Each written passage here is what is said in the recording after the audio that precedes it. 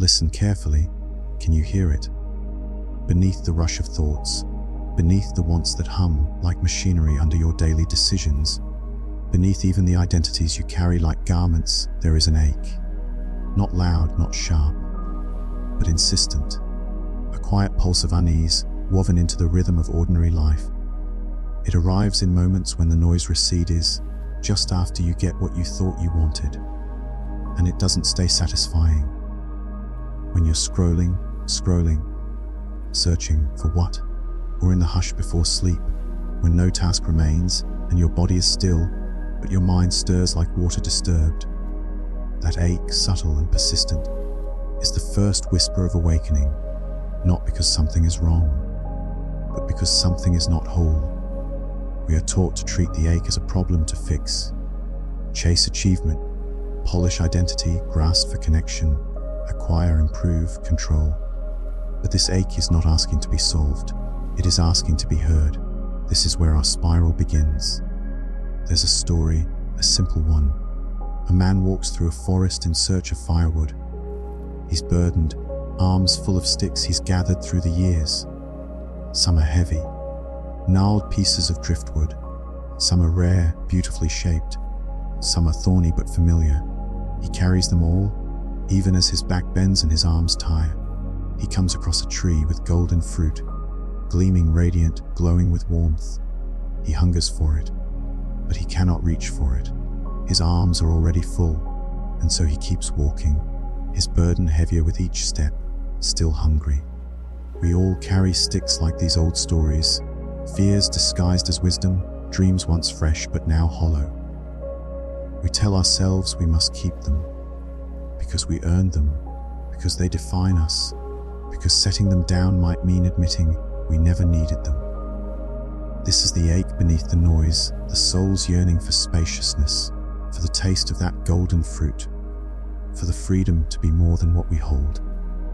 And yet, letting go feels dangerous, as if without our bundles we might vanish. We grip harder, even as our strength drains. Here lies the first tension of the path. We think clinging is survival, but it is the very weight that keeps us from rising. In Buddhist thought, this ache, this dissatisfaction, dukkha, is not a flaw of your character. It is the natural byproduct of a mind constantly reaching, a mirror stirred by every craving, never able to reflect the moon. When we chase pleasure or control or identity with desperation, the surface ripples, and we forget that stillness was ever possible. This moment, this section of the spiral, is not about fixing anything. It is about pausing, about standing quietly with the ache long enough to ask, what have I been carrying? And why do I believe I need it? Sometimes, the ache sharpens when we stop, because the distraction fades and we feel the rawness of our own grasping. But this is not a regression. It is the threshold. When the surface begins to still, not because we've found what we're looking for, but because we've ceased chasing the reflection. There is a koan that lives in this space, not one written in ink, but in silence. If I am not what I cling to, then what am I? You may feel the resistance rise. That is expected. This is the point where the ego tightens its grip. Don't let go, it whispers. Without these stories, you are nothing. But listen again. That voice isn't truth. It's the last echo of the illusion, and it's afraid. Pause here, inhale. Let the H be your teacher. Do not soothe it. Do not rush it away. Let it pulse gently in your chest, like a distant drum. This is the first soft bell of awakening, not the revelation, but the readiness. The mirror is still cloudy. Your hands are not yet empty, but something within has heard the invitation. You are not weak for feeling the ache. You are brave for turning toward it. But if the ache is not a flaw, not a sign of weakness or lack, what is it?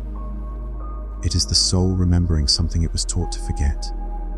There is a mountain temple in Japan where the monks rise before dawn, not to chant, not to sit, but to clean, sweeping stone paths, scrubbing wooden floors with hand-worn cloths.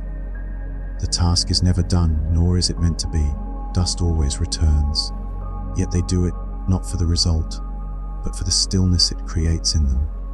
A master once said that we sweep the floor to sweep the mind. This is the same principle hidden inside the ache. It does not exist to be fixed, but to be tended to.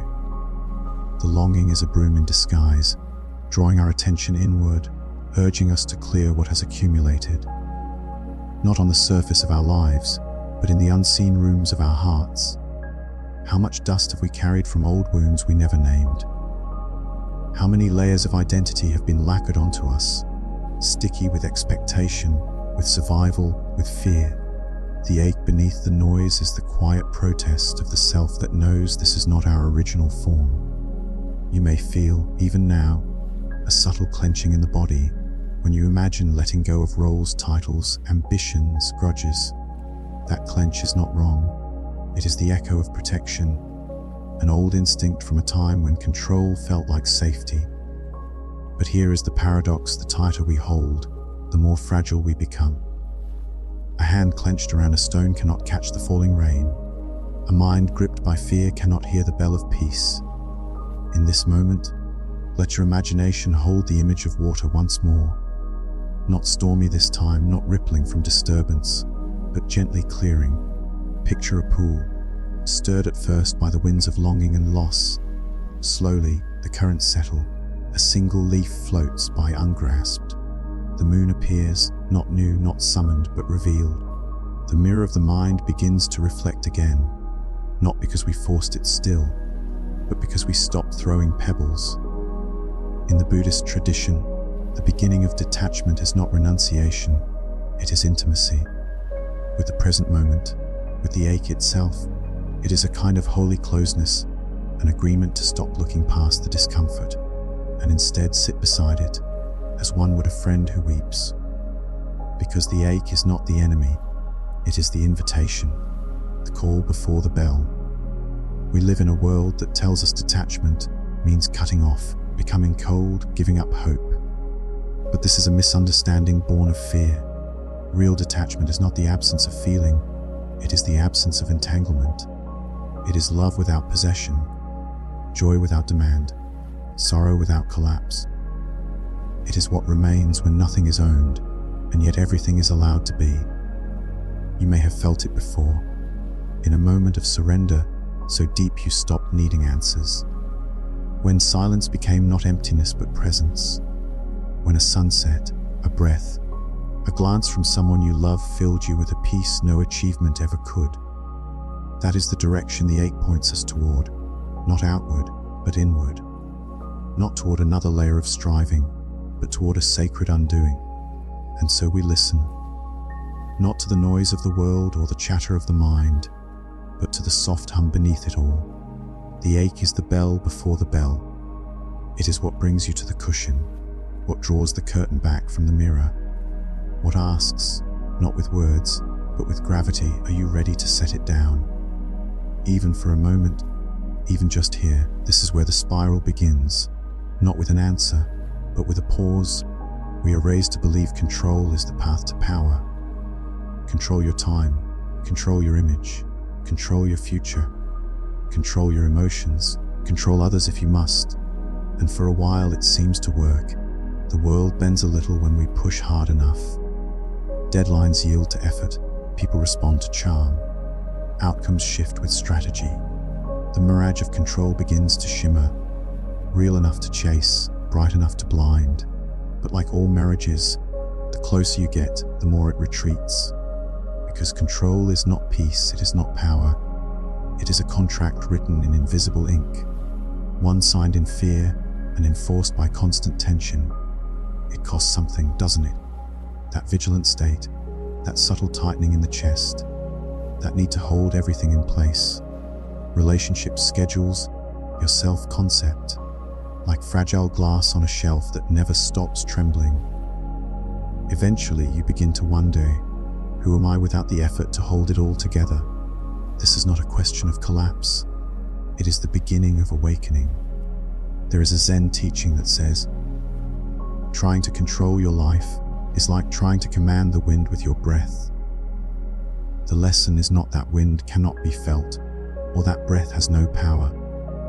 It is that their nature is different. The wind is vast, the breath is intimate. When you confuse the two, when you believe you can bend the world to your will, you suffer, and you miss the quiet miracle of your own inhale. Control at its root is a response to fear. Fear of uncertainty, of impermanence, of losing something precious, or becoming something unworthy. It is understandable, even compassionate. But when fear drives, detachment cannot enter. There is a story told of a man clinging to the branch of a tree, dangling over a cliff. Below him, nothing but clouds and the sound of distant wind. Above him, the branch groans. His knuckles are white, his breath shallow. He cries out, "Is anyone there?" A voice answers, "Yes." He pleads, "Help me, save me." The voice replies, "Let go." He hesitates, looks down. The clouds swirl. He tightens his grip. "Is there anyone else up there?" We laugh, but we know that man. We've been him. Afraid to let go of relationships long since hollow, identities carved to please ghosts, dreams that once nourished but now weigh like stone. And yet, what waits below may not be the fall we fear. Sometimes the clouds part only after release. What if the real danger is not letting go, but holding on? We think we need to control to be safe, to be seen, to be whole. But what if the opposite is true? What if control is the armor that hides our essence, not from the world, but from ourselves? To detach is not to withdraw, it is to unhook. To stop gripping outcomes like lifelines and start inhabiting this moment with empty hands. Empty not in lack, but in readiness. Empty hands do not cling, but they can receive. This is the beginning of real strength, not born of dominion, but of surrender. Not the brittle strength of the clenched jaw, but the quiet resilience of water, finding its way through stone. When you stop trying to command the wind, you begin to feel the breath. When you stop managing your life like a battlefield, you start to hear the bell, not the loud one, not yet, but its distant echo calling you inward. There is a strange loneliness in always needing things to go our way. We don't often name it as loneliness. It wears disguises: frustration, anxiety, quiet exhaustion. But beneath the surface, it's the fatigue of a soul constantly negotiating with life, endlessly rearranging pieces of a puzzle that was never meant to fit together under our command. Control feels like a compass at first, a direction, a sense of purpose. But if we look closer, we see it as less a guide and more a guardrail, a mechanism not for moving toward truth, but for keeping uncertainty out. And yet, detachment begins where certainty ends. A monk once said, "When I stopped trying to control the path, I noticed the path was walking me." What does it mean to be walked by the path? It means we stop grasping for guarantees. We let go of forcing the water to carry us where we think it should. Instead, we begin to listen to the current. You may have felt this in glimpses. A moment of surrender not born of giving up, but of softening. A breath taken after trying everything. A decision made not with force, but with clarity. These moments don't come when the mind is clenched. They arrive when the mirror clears. There is an old Chinese tale of a farmer. One day, his horse runs away. The villagers say, "Such bad luck." The farmer simply replies, "Maybe." The next day, the horse returns, bringing with it 2 wild horses. The villagers celebrate. What good fortune. Again, the farmer says, "Maybe." Later, the farmer's son breaks his leg trying to tame one of the wild horses. "How terrible," say the neighbors. "Maybe," says the farmer. A week later, soldiers arrive to draft all able-bodied young men for war. The son is spared. Control would have chased the horse, cursed the broken leg, clung to every turn in the story. But detachment watches quietly, not unmoved but unentangled, not passive, present. This tale is not asking you to become indifferent. It's inviting you to see how the need to control obscures the deeper unfolding. When we release the pressure to define every moment as success or failure, good or bad, we open a third way, the way of trust. Trust not in outcomes, but in our capacity to meet them and perhaps in something deeper, a rhythm behind events, a silence beneath circumstance, the breath beneath the breath. To let go of control is not to float aimlessly. It is to walk without dragging the weight of should and must behind us. It is to move like water, not weak but wise. This is the spiral's first fracture in the illusion.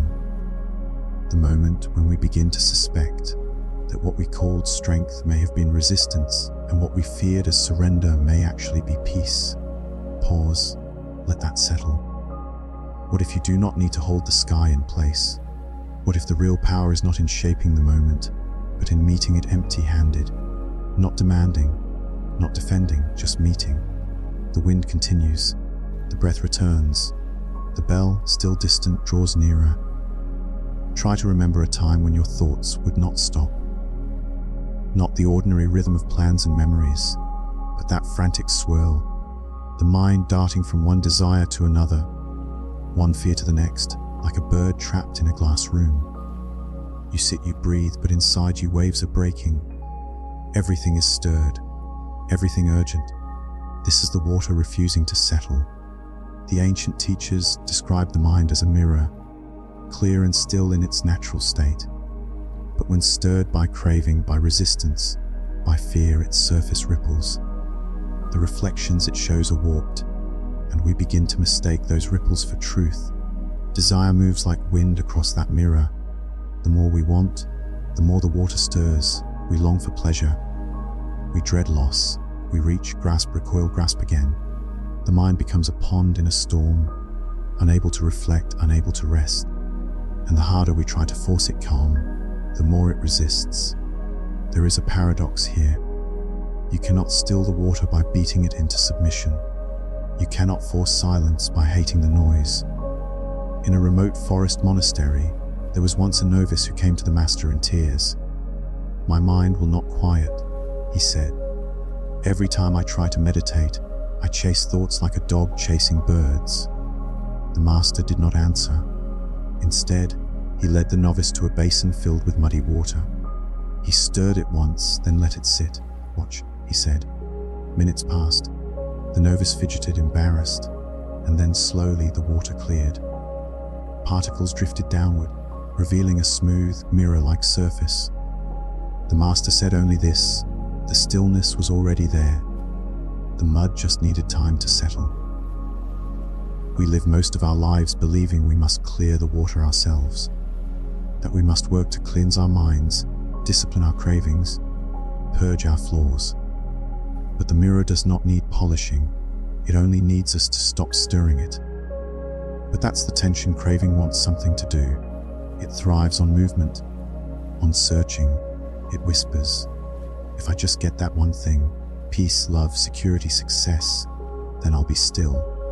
So we chase the next desire like the one before it, thinking it will be the last, but it is never the last.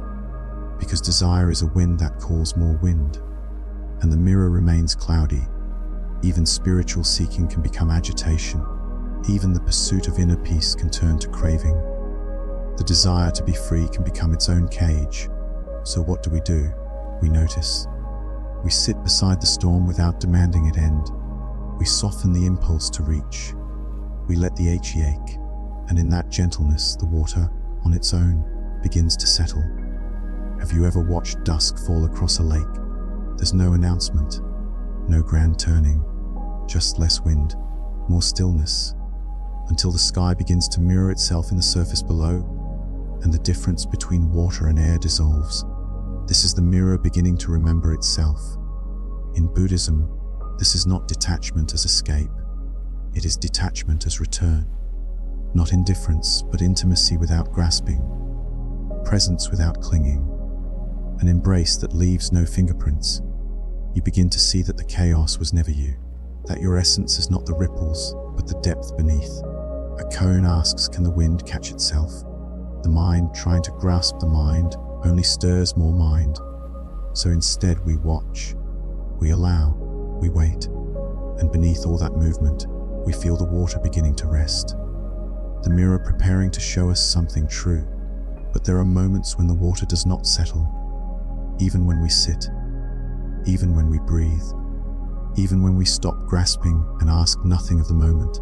There it is, the restless surface, moving without cause, or so it seems. This is where the paradox deepens, because sometimes it is not desire that stirs the mind, but the subtle refusal to feel, not craving but aversion, a turning away from discomfort so quiet, so automatic, it hides itself beneath good intentions. We call it distraction, we call it fatigue, but often it is simply this, the fear of seeing ourselves clearly. The mirror wants to show us what is, but what if what is ache is? What if the reflection is not luminous but raw? This is when the mind refuses to settle, not out of rebellion, but out of protection. It shields us from the grief we buried in our ambition, from the loneliness we dressed in performance, from the trembling child beneath the confident posture. And still the water calls. Still it wants to return to stillness. A Tibetan teacher once said, "Your pain belongs to you like your breath. It does not define you, but it is yours to hold until it passes. And it will pass, when met, not managed, when welcome, not edited." But first, the courage to stay, to sit by the unsettled water without blaming it, without fixing it, without fleeing. This is detachment at its most tender, not the clean severing of feeling, but the soft endurance of truth. There is a quiet power in allowing what is unresolved to be just that, unresolved. Not everything must be healed before peace arrives. Some wounds simply need room to breathe. This is the Koan hidden beneath the ripples. What if peace is not the end of turbulence, but the space that holds it? Close your eyes now. Imagine a lake again. But this time imagine standing inside the turbulence, not trying to escape, not struggling to swim, just allowing. Rain falls, wind moves, the surface dances, but somewhere below, beneath the motion, a silence remains, a depth untouched. This is your practice, not silencing the waves, but knowing you are not the waves. A bird flies overhead, and the mirror catches it. But even as the image flickers, even as the reflection distorts, the lake does not forget its stillness, and neither do you.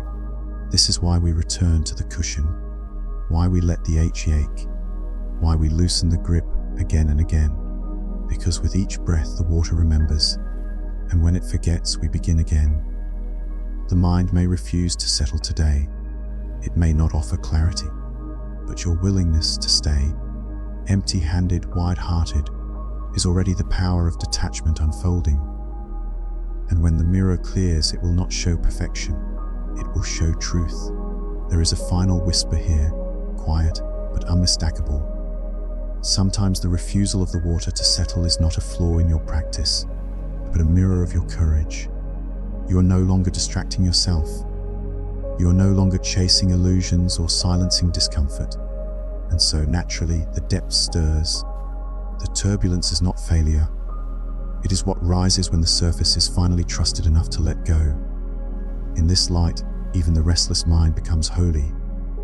Not something to conquer, but something to cradle.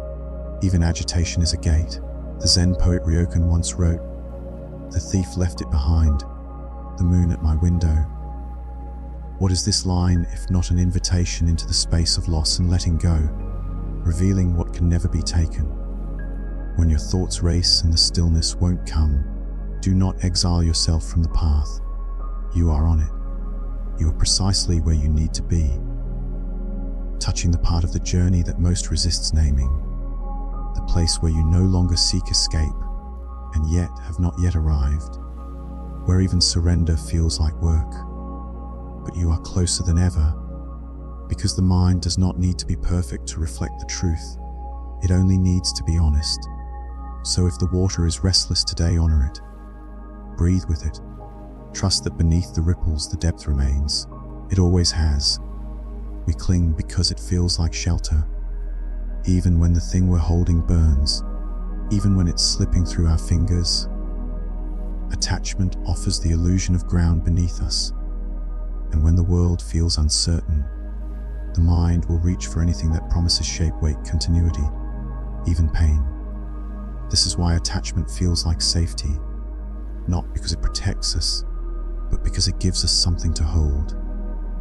A name, a story, a direction, however rigid, something known. Imagine a child gripping their mother's sleeve in a crowd.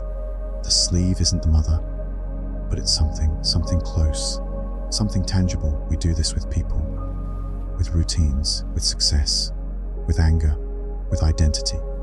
We grasp not because we are greedy, but because we are frightened. Deep down, the ego fears emptiness. It fears being no one, going nowhere, resting in the open. And yet, paradoxically, that is where peace lives. There is a Buddhist image of a monkey caught in a trap. The trap is simple, a jar with fruit inside. The monkey reaches in, grabs the fruit, and cannot pull its hand out unless it lets go. The monkey stays stuck, not because of the jar, but because of the refusal to release. We are the monkey, and the jar is full of what once comforted us, the job that proves we're worthy, the relationship that defines who we are, the grudge that gives us purpose, the certainty that numbs the fear. And like the monkey, we whisper, "But I need this," even when it hurts, even when it costs us our freedom. Attachment is not merely about wanting. It's about constructing identity. We bind ourselves to things not just because we like them, but because they tell us who we are. I am the one who is admired. I am the one who is wronged. I am the one who is needed. These are not desires, they are scaffolding. Letting go then feels like a kind of death, the death of who we think we are. The unraveling of a self stitched together by clinging. But what if the death is not an ending, but a beginning? What if the self that survives without attachments is not empty, but finally whole? There is a line in the Dhammapada. The one who has no attachment cannot be shaken, not because they are numb, but because they are no longer a leaf in the storm. They have become the stillness beneath the wind. To detach is not to stop caring. It is to stop needing what you care for to remain unchanged. It is the difference between holding a bird and caging it, between loving someone and needing them to love you back in a specific way, forever. To detach is to trust that you are still whole, even when what you've built your identity around begins to fall away. And it will fall away. Everything does. People change. Status fades. Bodies age. Even memory dissolves. So the question is not, will I lose what I love? The question is, when I do, who will I be? There is a deeper safety than the comfort of attachment. A safety not built from holding on, but from resting in what cannot be taken. That stillness, that breath, that open awareness beneath the names and roles and stories. This is what remains when your hands are finally empty, and it is not void. It is vastness. It is where power lives, not the power to dominate or possess, but the power to remain unmoved in the face of impermanence. That is true safety, and it begins when you stop gripping the fruit. But what happens when we loosen the grip? For many, the first sensation is not freedom, but fear.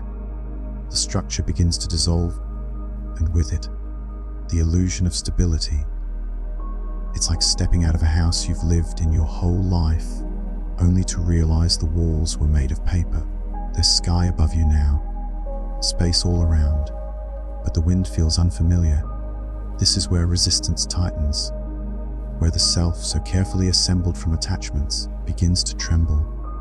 We say, if I let this go, this relationship, this ambition, this version of me, what will be left? The question echoes deep, and that echo is holy. It is not meant to be answered quickly, because what comes after the grip loosens is not instant serenity, but a kind of unraveling.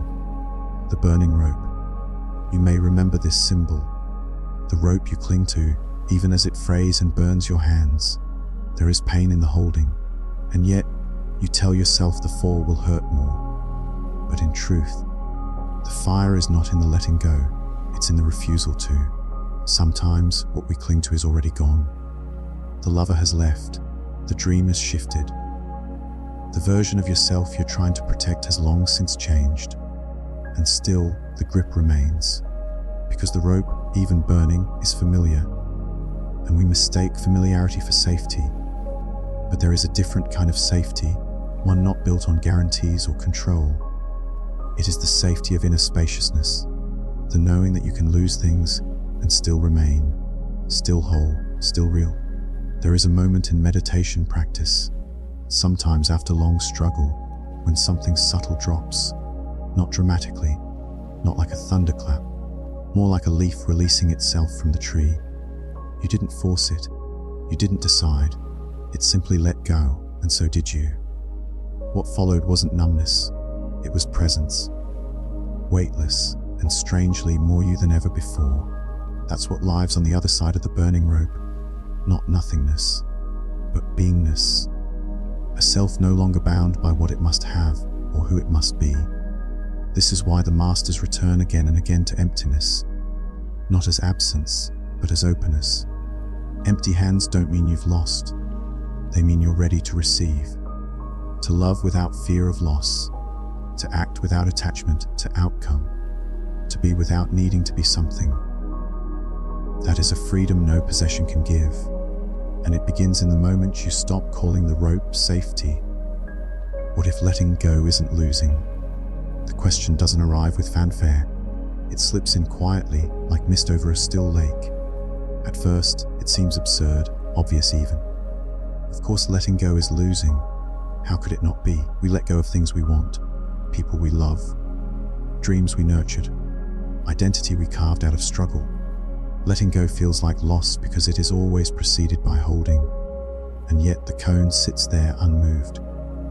What if letting go isn't losing? Not a puzzle to solve, not a riddle to untangle, but a soft hammer to the mind's certainty. To understand, you must stop trying to answer. You must feel your way in. Let's return to the rope, the one already burning in your hands. You've carried it so long it became part of you. It held memories, security, meaning. But now it smokes, threads unravel, and still you grip. Why? Because letting go feels like defeat, like stepping into an emptiness you can't predict or plan. But maybe it's not a fall. Maybe it's flight. There's a story from the Zen tradition, one of many born from silence and paradox. A disciple clutches a heavy stone during his journey, convinced it's sacred. His teacher watches him struggle under the weight for miles before finally asking, "Why are you still carrying that?" The student replies, "Because I've carried it this far." There is no judgment in the story, only reflection. We all carry things long past their usefulness, not because they nourish, but because they're familiar. And we confuse longevity with truth. But detachment isn't erasure, it's a realignment. It doesn't deny the love you felt, the effort you gave, the dreams that once lit your path. It simply stops trying to drag yesterday into tomorrow.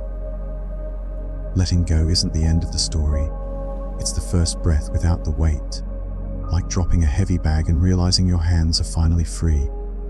And in those hands, empty at last, something else begins to arrive. Peace, clarity, stillness, not as a reward, but as a remembering. The mirror clears. The wind stills. You feel the space you were never able to hold while clinging. It doesn't mean you don't care. It means you care without needing to control. There is a deeper power than possession. A power that comes from no longer needing to prove, to grip, to define yourself by what stays. The ego will resist. It will say, "If you don't hold this, you'll be nothing." But something else, quieter, older, will whisper, "Then let me be nothing. Let me be the breath after release. Let me be the sky after the cloud dissolves. Let me be the stillness waiting beneath the craving." Letting go isn't losing. It is the space from which the true self finally begins to bloom. And like all koans, the question doesn't need an answer, only your presence. Sometimes letting go is mistaken for abandonment, as if to release is to betray our past, our effort, our love. But what if it's an honoring? What if letting go is not walking away, but bowing, to bow to what was, to bow to what has already passed through your life like weather, to bow to your own soul, which no longer needs to carry what it once did.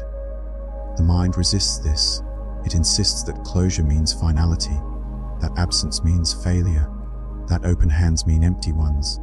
But this koan, what if letting go isn't losing, asks you to pause at that precipice, to look again.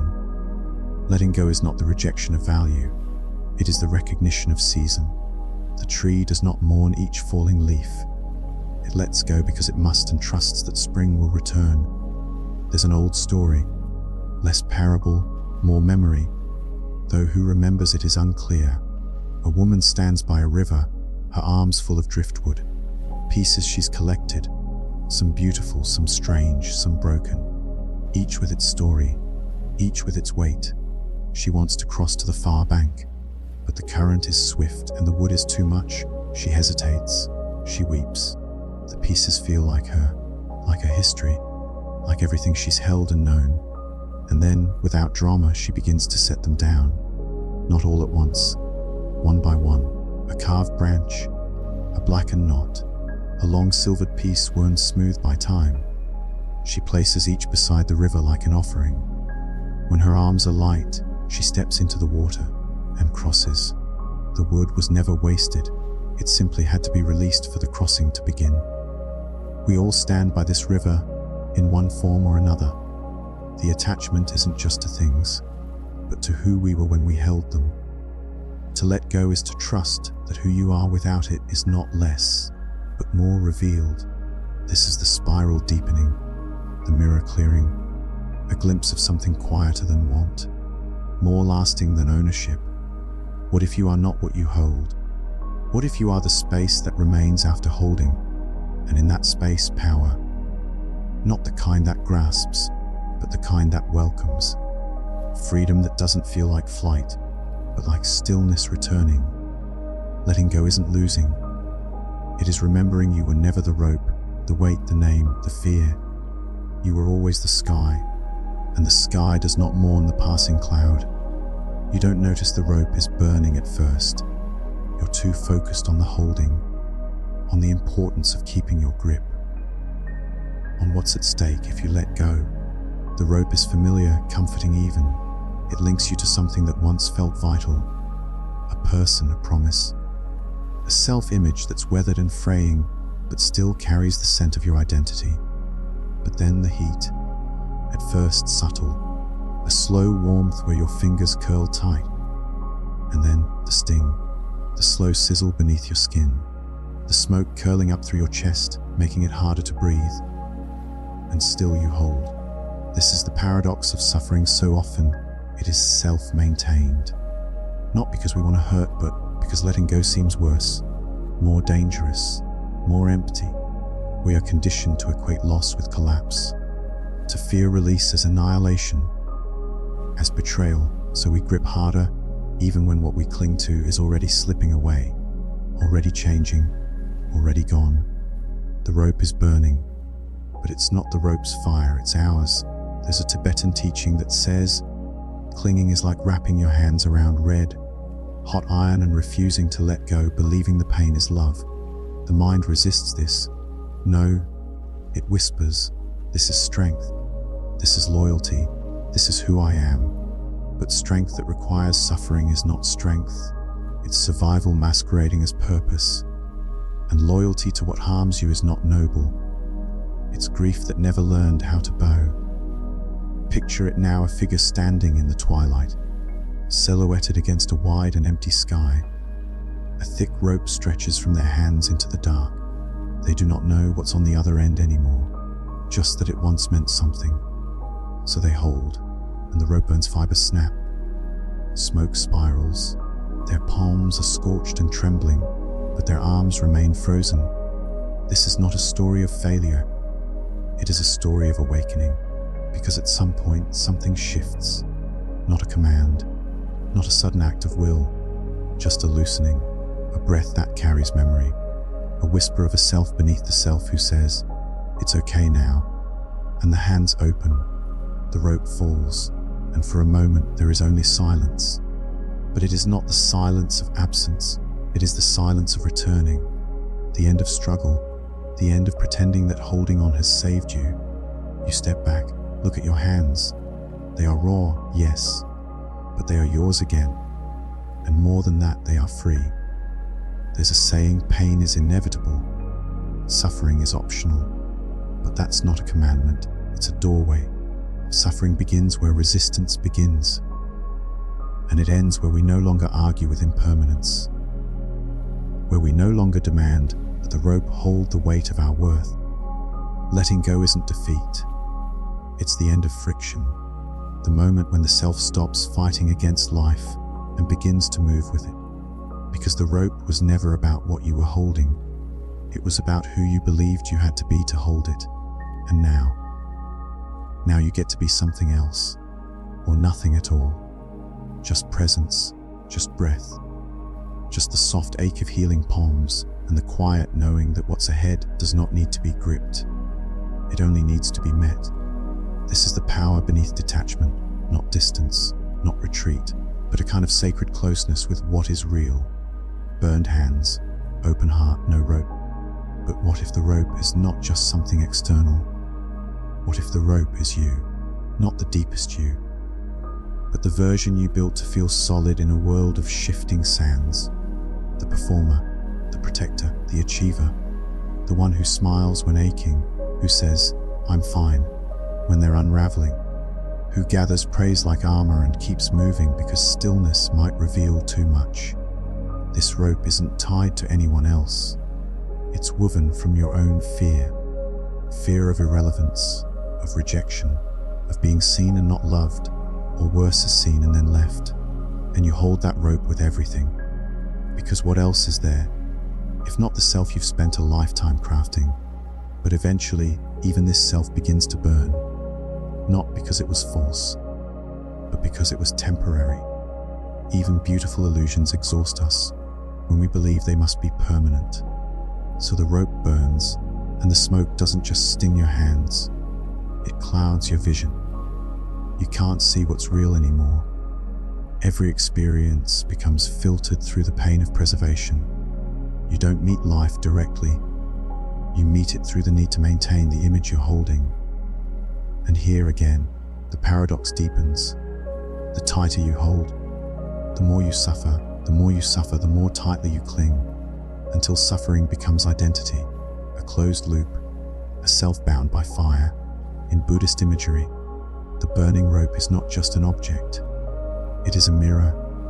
It shows you how attachment becomes conflated with survival. It reveals how pain becomes sacred when we convince ourselves it is necessary. And yet, you are not the rope. You are not the smoke. You are not even the burning. You are the awareness behind it all. The one watching the unraveling. The one who, even in the most unbearable heat, still knows how to breathe. This knowing is the first mercy, the faint shimmer of spaciousness at the edge of suffering. It does not demand you drop the rope. It simply reminds you that you can, that you are allowed to want peace more than continuity, allowed to be new even if no one recognizes the version of you that emerges from the ash. There's a story, quiet and mostly forgotten, of a monk who carried a silk sash from his youth, a gift from his mother. He wrapped it around his waist every morning, tucking it under his robe. It held no function, just memory. One day, while crossing a river, the sash snagged on a branch. He reached for it, stumbled, nearly drowned. When he surfaced, coughing, he looked back. The sash floated downstream, a soft ribbon in the current. He bowed, not to loss, to release. The burning rope takes many forms. A relationship long past vitality, a role you've outgrown, a resentment that gives you structure, even a belief you once called truth. And though letting go may blister at first, there is a moment, quiet, small, sacred, when the pain dissolves and all that remains is breath, just breath and space. And the realization that you never needed the rope to be whole, that you were always vast beneath the smoke. That power is not the fire, it's the stillness that outlasts it.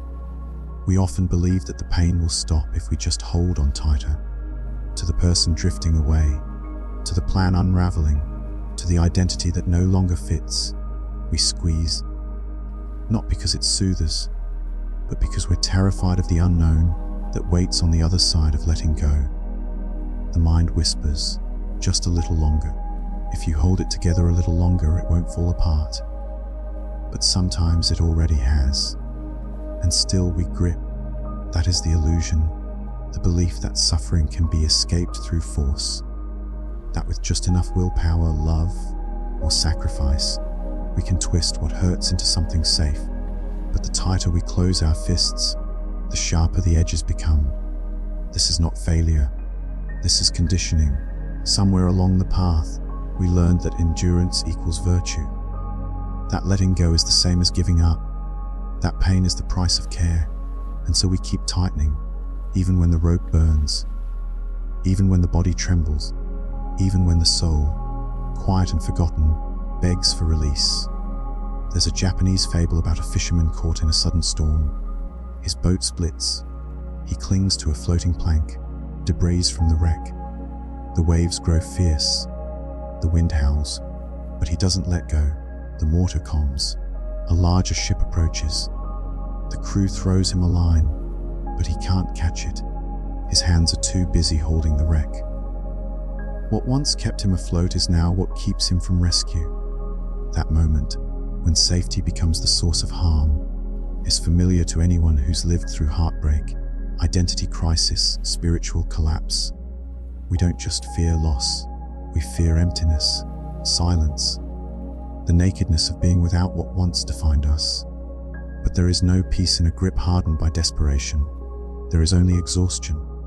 The illusion is not just that we can fix things by holding tighter. The deeper illusion is that if we let go, we will fall apart. But perhaps it's not falling apart. Perhaps it's falling open.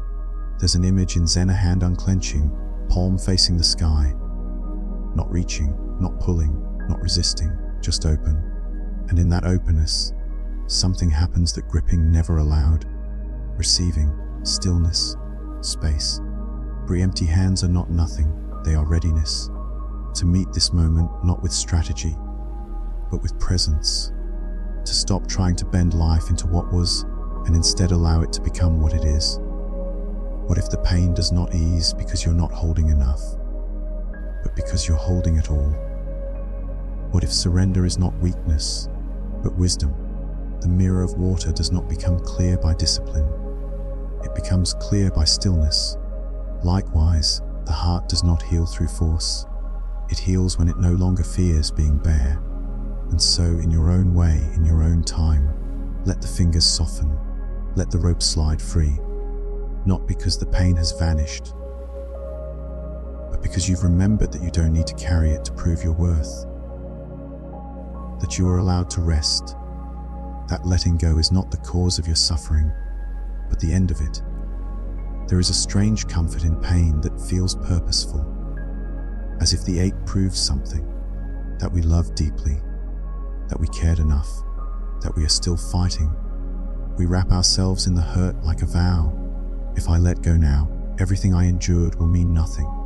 So we tighten, dig in, assume that the pain will subside if we just hold more firmly, if we double down on the effort, on the hope, on the need. But pain, like water in a clenched fist, doesn't obey pressure. It doesn't dissolve under the weight of our will. It simply seeps deeper. The belief that pain will ease through intensity is not strength. It's confusion disguised as control. A kind of spiritual panic, as if the only thing worse than hurting is letting go of the thing that hurts. We do this in so many ways. We cling to the last word in an argument, thinking if we say it just right, they'll finally understand. We stay in a role long past joy, believing endurance is identity. We spiral in regret, convinced that more thinking will undo the past. But none of it brings peace. Not because we haven't tried hard enough, but because we're trying in the wrong direction. There's a Zen image of a person caught in a thorn bush. They flail, they panic, they twist. And the more they struggle, the deeper the thorns pierce. The escape is not through effort. It is through stillness, through slow release. Only when they stop can they begin to step free. This is not a call to passive resignation. It is an invitation to sacred pause. to recognize the difference between pain that purifies and pain that simply prolongs suffering. We mistake contraction for control. We think if we can just shrink tightly enough, emotionally, mentally, spiritually, we'll protect ourselves from the sting. But real safety doesn't come from bracing, it comes from softening. And softening requires trust. Trust that what you are without the pain is still whole, still worthy, still real. There's a kind of invisible heroism in the one who chooses to release, to stop proving, to stop fixing, to unclench, not because they've given up, but because they've remembered who they were before the clenching began. And maybe, just maybe, it was never the pain that defined you. Maybe it was the one who endured it, witnessed it, felt it fully, and then, when the time was right, let it go. Let go not to erase it. Let go to breathe again. To feel life without that one shape dominating the entire canvas. To become the still pond after the storm. There's a Koan you carry in your ribs. If the wound is where the light enters, why are you still guarding the blade? Release is not forgetting. It is forgiving yourself for needing to hold on, and forgiving the world for moving without your permission. And then, in the silence that follows, you'll feel it. Not relief at first, but space. And in that space, something ancient begins to rise. Not a new identity, just presence. And that, finally, is where peace begins. Not when pain ends, but when it's no longer your axis. When you stop orbiting the wound and return to the center. We think the pain will end if we hold tighter, but what ends is something else. The breath, the softness, the chance to listen without defending, to love without proving, to grieve without gripping the edges of the story like they might fly away without us. But pain is not a beast to be wrestled into stillness. It is a guest. And sometimes it is the teacher we fear the most, because it doesn't reward effort, only presence. The irony is sharp. The more we grasp for relief, the more it evades us. Like chasing the horizon, like trying to press stillness into a puddle with your bare hands. We forget this in the chaos, in the spiraling moments when the ego says, don't let go now, not when everything is at stake. And so we harden. We shrink around the ache like muscle around a splinter, hoping the pain will be contained if we just become smaller. But pain doesn't dissolve through containment. It dissolves when it's no longer the center of who we believe we are. There is a kind of strange mercy in surrender, not the collapse of giving up, but the uprightness of stepping back and saying, I don't have to carry this story anymore, not as proof, not as punishment, not as penance. Sometimes, healing isn't about finding the perfect salve. It's about letting go of the belief that suffering buys you something sacred. It doesn't. You were already sacred, even before the heartbreak, even before the loss, even before the mask you built to survive. There is nothing more to earn. You can stop now.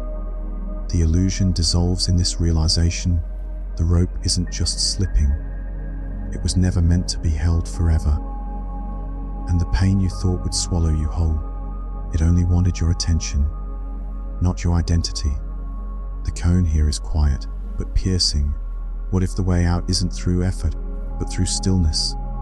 What if peace comes not from resolution, but from release? This is the soft wisdom at the core of detachment. Not that you no longer feel, but that you no longer cling to feeling.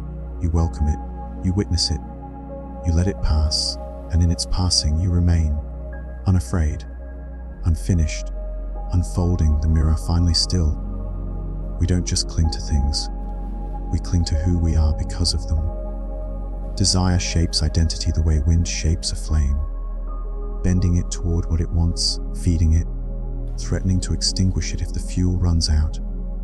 The ego learns early to define itself by hunger. I want, therefore I am. We collect our longings like charms on a necklace. This ambition, that heartbreak, that one unreachable person who once made us feel lit from within.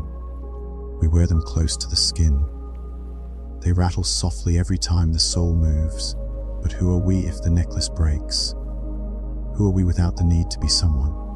It's a quiet terror, the idea that without desire, without striving or attachment, we would be no one, blank, invisible, erased. The ego does not fear death as much as it fears being unnecessary, and so even pain becomes precious. A familiar ache is better than an unknown silence. There's a parable of a monk who spent 20 years seeking enlightenment. He climbed mountains, fasted beneath trees, and recited mantras until his voice grew hoarse. One day, a visiting teacher asked him, "Who are you without your practice?" The monk was stunned into silence. It is said he wept, not out of shame, but relief, as if a stone he'd carried so long he forgot it was heavy had finally been lifted. Desire gives us drama, it animates the mask. But detachment asks something deeper, not the rejection of self, but the shedding of what is not essential. The false identities, the performance, the storylines we repeat to feel real. Ask yourself gently, like brushing dust from a mirror, who are you if you are not wanting something? What remains when there is no more to chase, no role to play? There is a kind of truth that does not announce itself, that waits beneath craving like stillness beneath waves. It is not a lack, it is not emptiness, it is spaciousness, a wide sky without need of a storm to feel alive. But the ego resists. It clings even more tightly as the ropes fray. It says, if I let go of this want, this dream, this definition, I will disappear. But this is the final illusion, that what you let go of was you. You are not the rope. You are the one holding it. And once you release, you do not vanish. You expand.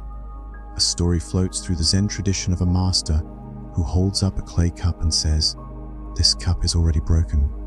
His students blink. He continues, "I use it, I cherish it, but I know it will not last. So I love it fully while it's here, and I do not suffer when it is gone." Desire tells us we are the cup. Detachment shows us we are the space the cup once held. You can want, you can love, you can build and burn and rebuild. But you are not made of those things. You are the awareness that moves through them, untouched, unshaken, whole. So the real Koan becomes, what if your true self is not the identity you polish and protect, but the witness behind it, always watching, always free? When that truth arrives, not as a concept, but as a felt reality, the question dissolves, and in its place silence speaks. The self is a story we tell, and desire is its ink. From childhood, we begin composing. I want to be loved, I want to be seen, I want to matter. And so we weave ourselves into the wanting. I am. The role becomes the actor. Soon we are not just desiring things, we are made of them. We are the artist who must succeed, the partner who must be adored, the parent who must not fail, the seeker who must arrive. Strip the one away, and it can feel like stripping flesh from bone. Who am I if I no longer chase this dream? What remains when I no longer need to be special, important, right? Desire clings not just to objects, but to identity. We define ourselves by effort and aspiration. Detachment, then, feels like ego death, not just surrendering what we want, but surrendering the I that wants it. But what if that death is a doorway? A Tibetan master once said, "The self is like a painting on water.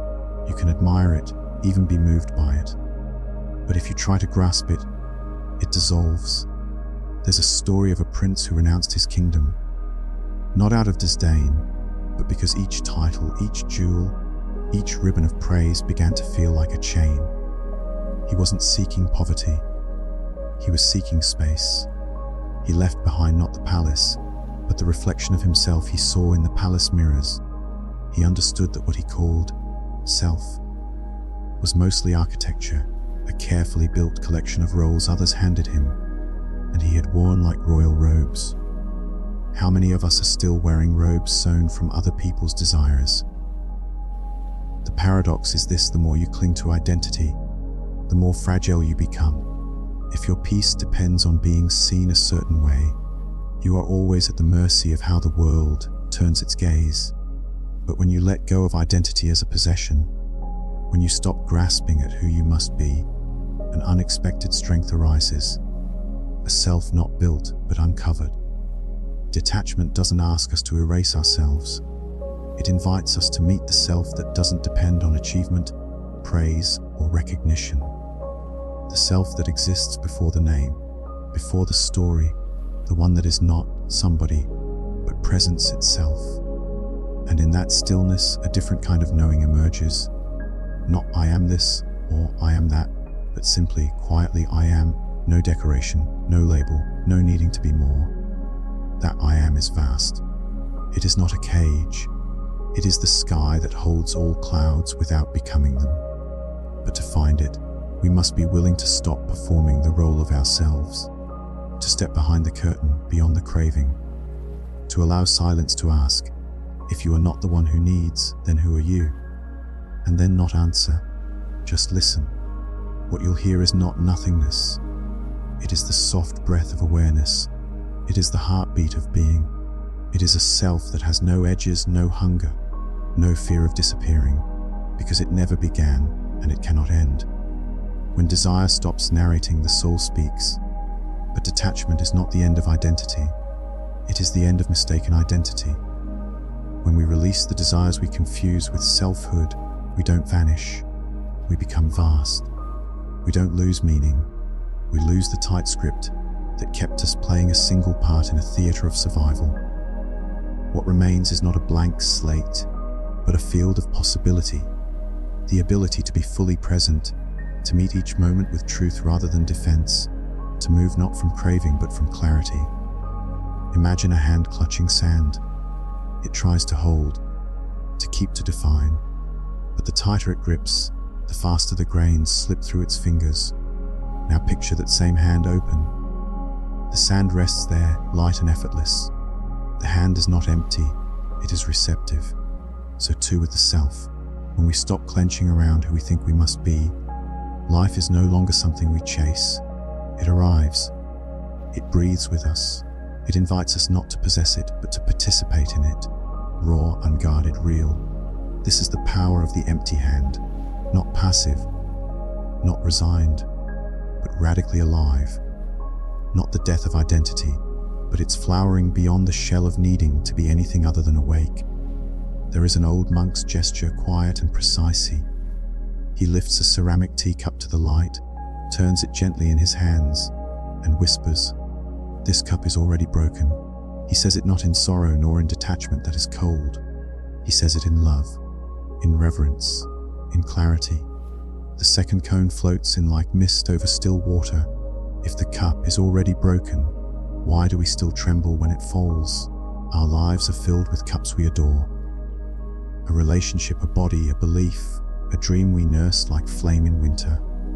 We hold them close, polish their edges, speak their names as if permanence were promised. But all things by nature are on their way out. The moment they arise, they also begin to fall. This is not pessimism. It is not even sadness. It is the texture of time. And to see it clearly is not to lose wonder. It is to set it free. Still, we grip. We pour more care into the cup. We wrap it in stories. This one is different. This one will last. This one is mine. And so the tremble begins, not in the cup, but in the hand. Not because the cup is cracked, but because we've staked our peace on its survival. This is where detachment is most misunderstood. It is not the act of abandoning the cup. It is the art of seeing through it, of holding beauty while knowing it cannot be kept, of letting presence replace possession. The story of the broken cup is not a tale of loss. It is a mirror that reveals how tightly we tie our joy to conditions we cannot control. A Zen master once told his students, "When you understand that the cup is already broken, every sip becomes more precious, not because we should despair, but because we begin to drink without fear. If the cup is already broken, what happens to our sorrow? It becomes sacred. Less like a wound, more like a song. It stops gnawing at our edges and begins to echo inside us, spacious and clean. It teaches us to bow not to permanence, but to presence, to the miracle of this moment, this breath, this now. There is power in this seeing, to know something will end, and still give it your full heart. This is not weakness. This is the courage of one who has stopped bargaining with life, the strength of one who can love freely because they no longer cling, and so the spiral deepens. Back to the earlier parable, the lover who wept when her garden wilted. She thought loss was punishment. She did not yet know the bloom is not less real because it fades. In fact, it is more so. The first koan asks, what if letting go isn't losing? This second koan answers, what if it's the only way to truly hold? So ask yourself, what have you tried to keep alive by clinging? And what might happen if you opened your hands? Oh, and yet, when it actually slips, the cup, and shatters on the ground, something in us winces deeper than the clay. It is not the object alone we mourn, but the illusion that it would stay, that it could somehow escape the law of all things, born that what arises must also dissolve. This is where the second koan sharpens. If the cup is already broken, why does it hurt so much when it breaks? Because part of us never truly believed it. Because part of us still whispers, not this one, not mine. It is one thing to nod at impermanence in theory, to speak of it like poetry at twilight, admiring its wisdom. It is another thing to live it, to bow as it takes what you love, not out of defeat, but understanding. There's a story from the early Zen tradition. A student clutches a precious scroll, one passed from master to master. It carries the words of the Buddha, he says. It must be protected. His teacher, without a word, takes the scroll and tosses it into the fire. The student leaps in panic, but the master stops him gently. The Dharma, he says, does not burn. The scroll was a cup. The belief that it must survive, a thread of attachment wound too tight. What if letting go is not an act of surrender, but a return? When we understand the cup is already broken, we are not robbed of meaning. We are freed from the demand that something external complete us. The pressure lifts, the grip loosens, and suddenly we are left not empty but open. Open to the reality that beauty and fragility are not opposites, but twins. That every shared moment, every word, every morning light on a loved one's face is not less because it will pass, but more because it does. So, what do you do when the cup you've built your joy around begins to crack? You do not pretend you are unaffected. You do not rush to replace it. You breathe. You sit beside its brokenness like a monk in vigil. And slowly, gently, you begin to see there is something that never needed the cup at all. There is a stillness beneath the ache, a self untouched by breakage, a space that can love fiercely without fear. Here, the mirror of water returns, no longer rippling from resistance, no longer clawing at permanence. Still now, reflective, aware and in its surface, the reflection of your face, no longer contorted by fear of loss, but softened by the wisdom of impermanence. This is the paradox that changes everything. Only when we accept that the cup is already broken, do we finally learn how to hold it. So the koan lingers like a bell long after its strike. If the cup is already broken, why do we weep when it shatters? Because the mind knows impermanence, but the heart moves slower. Because grief is not a failure of wisdom, but the echo of love tracing form. The path of detachment does not ask you to harden. It asks you to soften, so fully that you no longer resist the breakage. You no longer brace against it. You become spacious enough to let things pass through, like wind through a reed, flexible, hollow, singing. The cracked cup becomes a teacher. Its fracture is not a flaw. It is the opening through which light enters. What once held your morning tea now holds the shape of all the mornings it once warmed, and you begin to understand it was never the ceramic you loved. It was the way your hands met it, the way it gathered steam in winter, the silent gratitude of noticing, presence. When we let go, what remains is not nothing. It is what was always more than the thing. In a remote temple tucked in the Japanese hills, there is a broken cup kept in a place of honor. Its edges fused with gold lacquer in the art of kintsugi, not to disguise the fracture, but to illuminate it. To say, this too is part of the story, this too is sacred. Detachment, then, is not the abandonment of care. It is the refusal to demand permanence from what is alive. It is to touch fully and let go fully. To be intimate with impermanence, not as enemy but as lover. Knowing the petals fall makes the bloom more exquisite. Knowing the notes fade makes the song more urgent. Knowing the cup is already broken teaches us how to hold with reverence, not possession. And in that paradox, care without clinging, love without fear, true power reveals itself. A power not of domination, but of depth. Not the clenched fist, but the open hand. In stillness, we hear it, the sound of the cup breaking. Yes, but also the silence that follows. The one that was always there beneath the sound. The one that doesn't shatter, the one that remains. There is a sound that lives just before silence. A soft cracking, not violent, but inevitable, like the thawing edge of a winter lake surrendering to spring.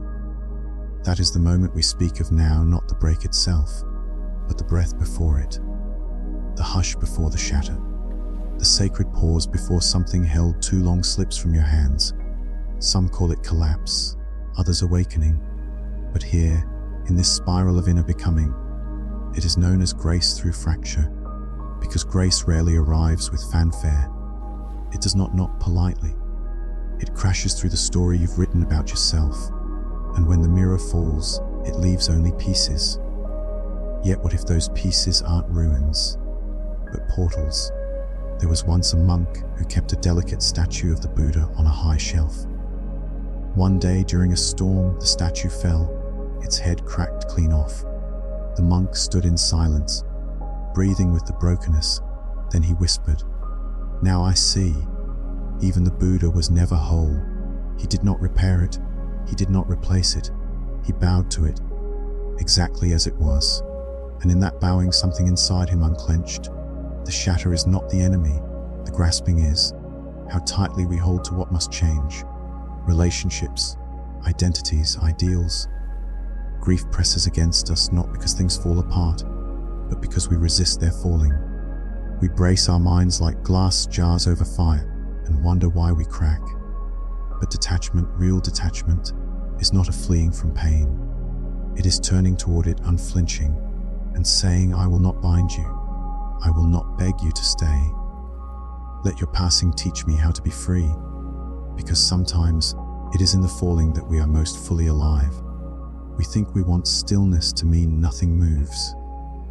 But even the still pond ripples when the wind kisses it.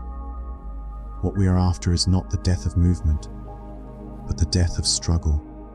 Stillness without resistance. Presence without possession. This is the paradox. The more we try to hold it all together, the more brittle we become. But if we allow ourselves to break, gently, reverently, honestly, we become something stronger than whole. We become real, woven by surrender, gold lined with grace. A mother watches her child grow beyond her reach. A monk lets go of his final desire for enlightenment. A warrior sets down the blade and becomes a healer. These are not stories of loss, but of metamorphosis. The moment the shell cracks is the moment the song can be heard. And you, yes, you, whatever has cracked in your life, can you meet it not with fear, but with stillness? Can you look at the pieces and see a new pattern forming? What if the crack is the teacher? What if the fall is the doorway? What if grace does not avoid your breaking, but waits there for you, just on the other side of it? There's a moment, unpredictable, sacred, when the scaffolding of the self buckles beneath its own weight.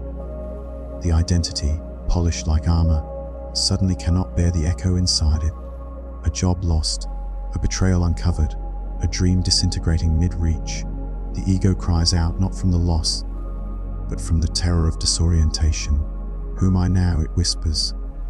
If I am not this, what remains? We are taught to recoil from that rupture, to patch the break before air gets in. to brace against the grief before it can speak. But those who've truly sat in that hollow, without flinching, know a secret most of the world is too terrified to touch, that sometimes the falling apart is not a failure of the structure, but the soul trying to breathe. One evening, a Zen master was walking with a disciple through the ruins of a village struck by fire. Charred timber, shattered stone, the stillness of ash. The disciple said, "Master, how can we find peace in so much loss?" The old man knelt, picked up a blackened bowl, its edges cracked wide like a mouth mid-chant, and held it gently in his palms. "Not despite the break," he said, "but through it. Moments of shatter are invitations. Brutal, yes, unwelcome often, but invitations nonetheless. They ask us not to rebuild what was, but to listen to what the collapse makes room for. The mirror of water reflects nothing while churned, but when it settles, then the moon returns. When your life stills, not because it's untouched by chaos, but because you've stopped clutching the illusion of control, what appears is not emptiness. It is clarity, spaciousness, the unnameable grace of simply being. And grace is never loud. It arrives like a breeze in a fevered room, like the scent of rain before it falls, like a truth remembered but never taught. Grace does not shout its arrival. It softens what clenches, and what softens can finally feel. There is a paradox at the heart of every breaking.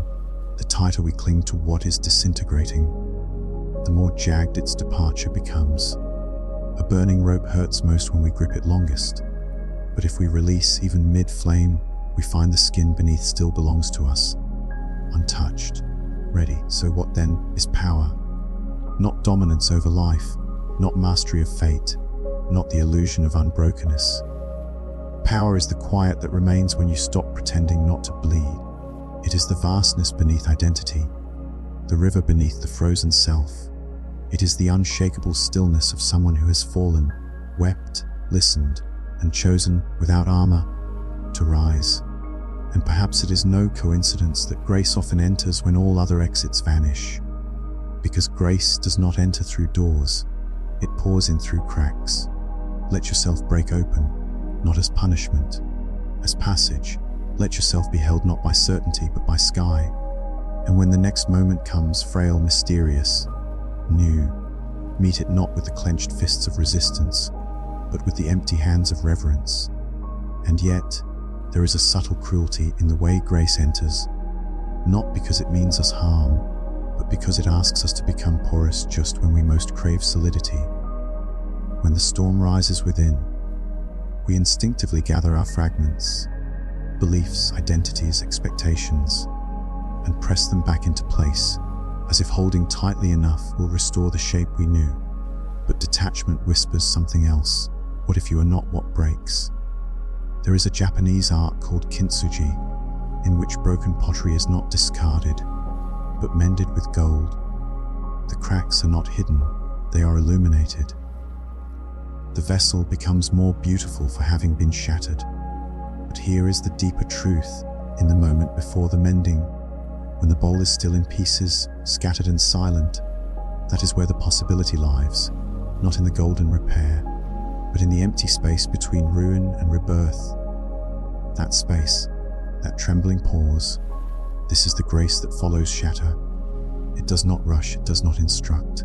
It waits, like a friend who simply sits beside you while the old self dissolves. Years ago, a monk known only as Shinsho lived high in the misted mountains of central Japan. He had once been a brilliant poet in the emperor's court, lavished with robes and praise, his name chanted in festivals. But one spring, his work fell from favor, and the court turned cold. Instead of clinging, he walked away, left everything, took only a robe, a bowl, and a single poem written on silk. For 30 years, no one heard from him.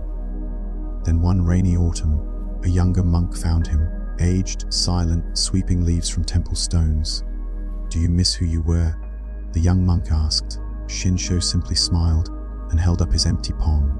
"This," he said, "is the poem now." And in that gesture, his open hand, was more poetry than the court ever gave him room to speak. What if the grace of your life is not what you build, but what you survive, not what you earn, but what you release? When the mirror of water stops clinging to the storm, it reveals the sky.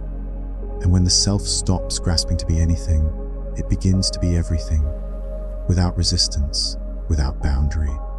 Stillness is not the absence of feeling, it is the fullness of presence, so whole that it does not need to clutch. Grace is not a reward, it is what pours in when we no longer fear the silence that comes after the shatter. And so, do not rush to fix, do not rush to name. When your life cracks, let the light touch every broken edge before you decide who you are again. Let yourself echo. You are not the mask that fell. You are the breath behind it. There is a strange ache in letting go of something you once believed you needed to survive. An ache that doesn't scream, but hums low, like the resonance left in a bell long after it's been struck. We often think that to have less is to be less, that open hands mean emptiness, that to surrender means to be swallowed. But what if the opposite is true?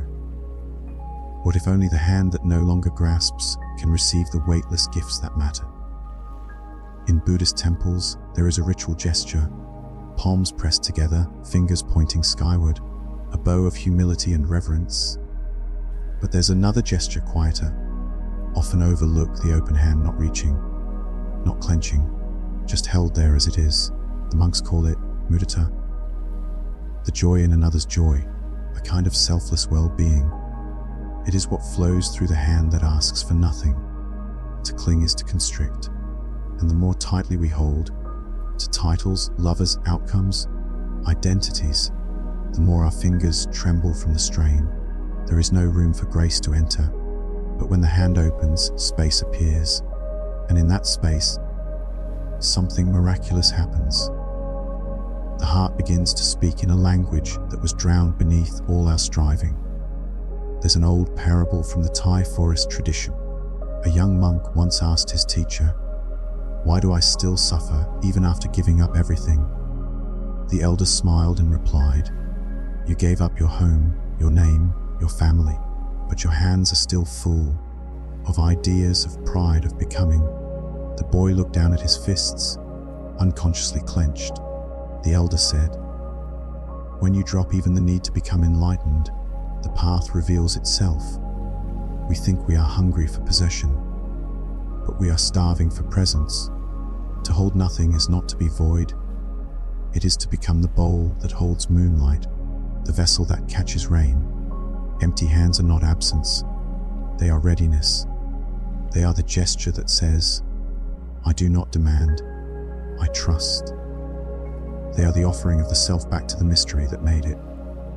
Think of all the things you've wanted so badly, the love that proved your worth, the success that justified your pain, the apology that made the story right.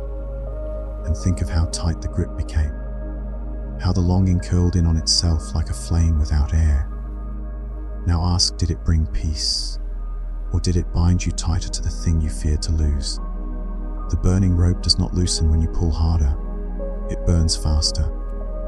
But when you let go, not out of defeat, but with reverence, you step out of the fire, you breathe, you live not in the imagined safety of possession, but in the radiant fragility of this moment. A Zen poet once wrote, I have no house, but I have the moon, no tea, but the wind pours flavor, no path, but each footfall sings. He was not poor, he was vast. The hand that is full cannot grasp the infinite, but the hand that is empty becomes the sky. So try it, not once, but again and again. Let go not just of the pain, but the identity that grew around it. Let go not just of the story, but the need for the ending you scripted. Let your hands be sky, let your heart be rain. See what rushes in. This is not weakness, it is not retreat. It is the final unfolding of the lotus, the inner petal that was always closest to the source, but needed space to bloom. In the silence after striving, something stirs. In the hand no longer clenched, something lands. And it does not weigh you down, it lifts. But perhaps the most difficult letting go is not of things, possessions, people, plans, but of the deep yearning to be someone, the quiet, almost invisible H, to be seen a certain way, to be right, to be admired, to be whole. We carry these desires not like accessories but like skin, forgetting they are not us, even as we bleed to preserve them. And what is left when we drop them? This is the question that shakes the illusion of identity to its core. What remains when the story ends, when the mask is set down, when we stand without needing to be anyone in particular? It is here that detachment ceases to be an idea and becomes a threshold, a door not to nowhere, but to now here. There's a story whispered in Zen circles of a master who filled a teacup to the brim and kept pouring. The student watched as the tea spilled over the lip and down the sides, soaking the mat. "Why do you keep pouring?" he asked. The master said, "You are like this cup, full of opinions, full of self. How can I offer you anything unless you first empty yourself?" We rarely recognize how full we are until we are shattered. But it is in the shattering that a strange mercy can enter. When the hand is too tired to keep holding, when we finally stop grasping because we can no longer bear the tension of clinging, something spacious opens, something not built but revealed. In Tibetan imagery, the open hand is not just a metaphor, it's a mudra, a spiritual gesture. The hand turned outward, palm exposed, says both, "I release" and "I am ready." It is the embodied prayer of those who have stopped demanding the world fit their shape. It is the grace of presence meeting life on its own terms. Think of the mothers who hold their children lightly as they grow, knowing they were never meant to keep them. Think of the lovers who bless each other's departures with tears that do not chain but liberate. Think of the dying who unclench at last, who realize the hands cannot carry anything beyond the veil, and so, in their final breath, touch everything more fully than ever before. This is not sorrow, it is sacredness. For what floods into the space where identity once sat is not vacancy, but vitality. The kind that doesn't roar, but pulses like moonlight across still water. You begin to see that you are not what you held, nor what held you. You are not the roles or the reputation. You are not even the story. You are the awareness that watched it all, silent, open, whole. There's a kind of love that cannot be given to someone else until it is first offered to the self in its nakedness, not adorned, not striving, just here.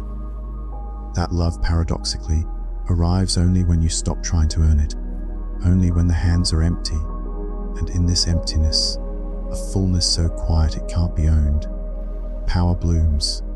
It is not the power of control, but of communion, not to shape the world into what we want, but to meet it as it is, without recoil, without demand, without fear.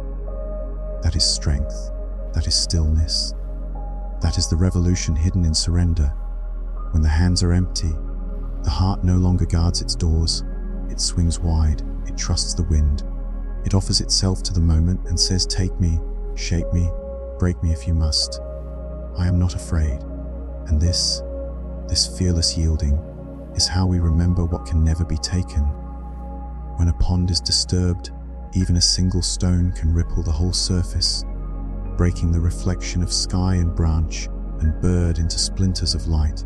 But the stiller the water becomes, the clearer the image returns, not just of what hovers above it, but of what lies beneath. So it is with the mind. Detachment is not the draining of life's color, but the quieting of its turbulence. Not a turning away from beauty or pain, but a surrender of the need to possess them. And when this inner wind stills, something remarkable happens. The mirror begins to clear.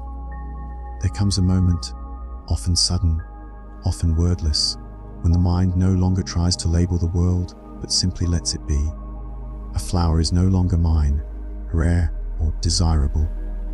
It is just itself, and in that freedom, its presence becomes astonishing, its fragrance deeper, its existence enough.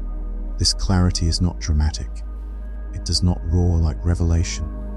It arrives like morning mist lifting from a valley, soft, slow, almost imperceptible, until you realize you can finally see the contours of your own being without distortion. The chasing stops, the clutching fades, and what remains is strangely vast. It's said that the Buddha once held up a single flower to his disciples without a word. Only one smiled. That smile became a lineage, not a doctrine, but of direct seeing. No commentary, no concept. Just here it is. To arrive at that smile requires neither striving nor understanding. It only asks that we let the waves settle, that we stop stirring the surface, stop rewriting reality with our cravings, judgments, and fears. The mind, like water, knows how to return to stillness if we stop disturbing it. But this stillness is not passive. It is alert, alive, precise. It sees without rushing to fix, touches without needing to grasp. It meets the world like open space meets a falling leaf, softly, completely, without resistance. In this state, even pain becomes translucent. It passes through you, not as punishment, but as weather passing through sky. Here, the metaphors begin to merge. The mirror of water, the empty hand, the burning rope, each points to the same mystery. That when we release the illusion of control, when we cease to shape the reflection or bind the moment, we become, paradoxically, whole. We do not lose ourselves in detachment. We lose the noise that has hidden us. From this clarity, choices arise differently, not from anxiety or approval seeking, but from presence. You begin to speak less to be heard, and more to resonate. You act not to dominate, but to harmonize. And power, real power, feels less like assertion and more like stillness choosing to move. One man, near the end of his life, was asked how he had found such peace. He answered, "I stopped chasing after what wasn't mine, and I stopped guarding what I never owned." His eyes, clouded by age, seemed to see farther than most. In this final turn of the spiral, we return again to the pond. The stone that was thrown, our clinging, our identity, our ache has long since sunk. The ripples have faded now. The surface reflects the sky, and beneath it your own face, no longer distorted, looks back, not with urgency, but with recognition. You have not become someone new. You have remembered who you've always been. Stillness is not the absence of life. It is the presence of awareness. And in this still mirror, we no longer seek power in possession or in the illusion of self, but in the radical act of resting, naked and awake, in what is. Here, nothing is missing. Power that asks for nothing. At first, the phrase sounds like a contradiction, like silence that speaks or motion without direction.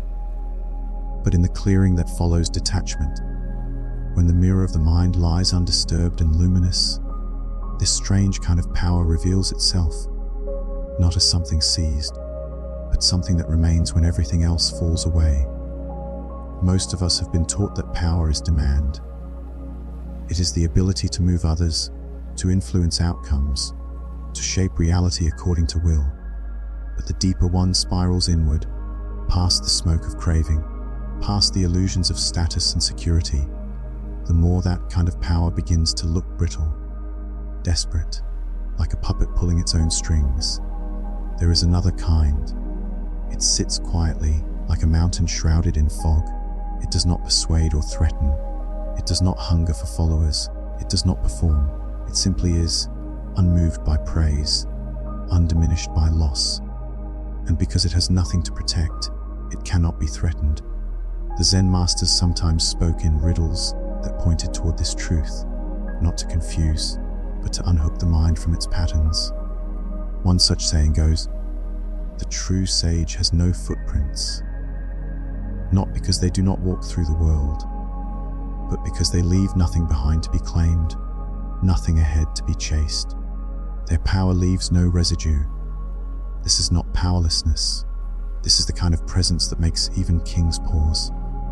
Consider the Bodhisattva, the awakened being who could vanish into nirvana, but chooses instead to stay among the flames empty-handed, asking nothing, offering everything.